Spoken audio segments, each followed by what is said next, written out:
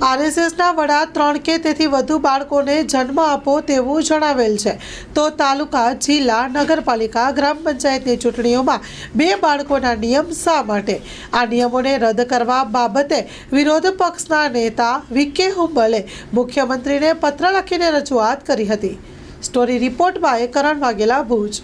તો દરેક જે સીટો નક્કી થાય એને ઓછામાં ઓછી 15 થી 20 વર્ષ માટેનો નક્કી હોવો જોઈએ કે ભાઈ આ સામાન્ય સીટ છે તો એ 15 વર્ષ એ જગ્યાએ રહેવી જોઈએ.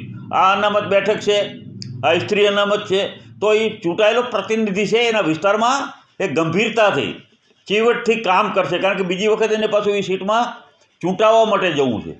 તો આ પણ ખૂબ અત્યારે જરૂરી છે. એ મુદ્દો પર અમે આપણા મુખ્યમંત્રીશ્રીને લખેલો છે કે જે સભ્યો માટેની જે સમય મર્યાદા છે એમાં પણ 15-20 વર્ષનો રાખવું જોઈએ. અને બીજી વાત કે હવે સત્વરે અત્યારે આપણે જોઈ રહ્યા છીએ કે ઘણા સમયથી પંચાયતોના સરપંચની જગ્યાઓ ખાલી છે, તાલુકા પંચાયત, જિલ્લા પંચાયતની સીટો ખાલી છે, કારણ કે આ સરકાર અનામતના એક કારણસર ઘણા વર્ષથી અત્યારે ચૂંટણીઓ નથી થઈ અને અત્યારે વિકાસ ઊંધાઈ રહ્યો છે.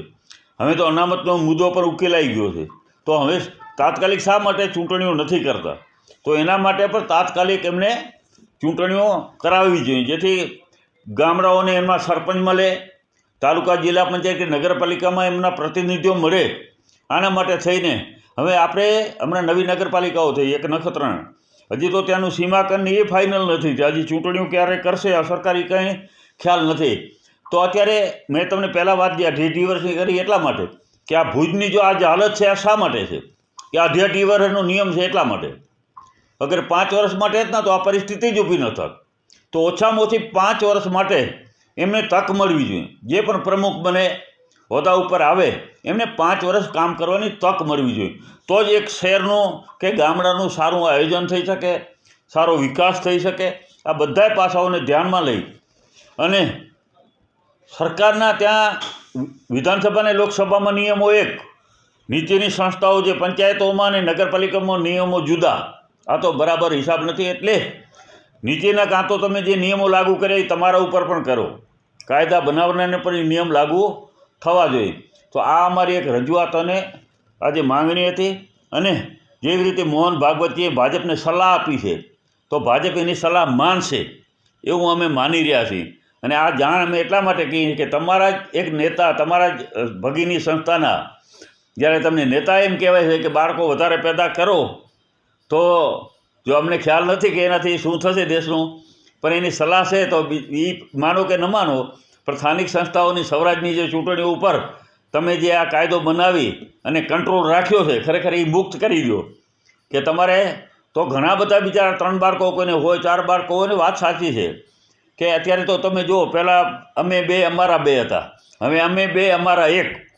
તો ખરેખર આ ભવિષ્યના માટે પણ સારું. એટલા માટે હું નથી માનતો, મને પણ એવું લાગે છે કે માની લો આ તો કુદરતી કોઈ આવી હમણાં જ કોરોના જેવી કોઈ એવી બાબત આવે, કંઈ આવે, એકાદું બાળક કોઈ આજના યુગમાં સામાન્યપણે અકસ્માતો આ તે પણ ઘણી જગ્યાએ થતા હોય છે, ત્યારે એક જ બાળક જો હોય અને કંઈ આવું બની જાય ક્યારેક, તો ખૂબ દુઃખદાયક ને પીડાદાયક છે.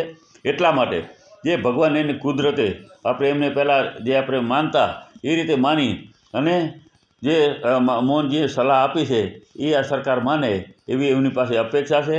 આપના માધ્યમથી આ મુદ્દો સમગ્ર કચ્છના લોકો, કચ્છના ચૂંટાયેલા પ્રતિનિધિઓ, ખાસ કરીને આપણા વિસ્તારના ધારાસભ્યો, સાંસદશ્રી, આ બધાએ સાંભળે કે તમારા માટેના કાયદા અલગ અને નીચેની સંસ્થાઓ માટેના ચૂંટાયેલા કાયદા અલગ. તો આના માટે તમે સરકાર સુધી વાત પહોંચાડો. તો નીચેના ઘણા બધા લોકો છે જે લડી નથી શકતા, 3 બાળક થઈ ગયા હોય, તો હવે આવા કાયદા લઈ આવીને તમે એને લડવાથી વંચિત કેમ રાખી જાઓ? આમાં કેપેબલ ઘણા માણસો રહી જતા હોય છે, તો કેપેબલ માણસોને પણ ક્યાંય બાદબાકી ન થાય એટલા માટે પણ આ નિયમ બનવો જોઈએ એવું મારું માનવું છે. અને આજે અમે માનનીય મુખ્યમંત્રીશ્રીને પર એક પત્ર લખી અને આ નિયમમાં સુધારો કરો એવી અમારી રજૂઆતને માંગણી છે. લોન પર ફોન 15 વર્ષ જૂનું ગુરુ મોબાઈલ એન્ડ ઇલેક્ટ્રોનિક્સ. દરેક કંપનીના જૂના અને નવા મોબાઈલ લોન ઉપર મળશે અને ઇલેક્ટ્રોનિક્સ આઇટમો ફ્રીજ, ટીવી, વોશિંગ મશીન.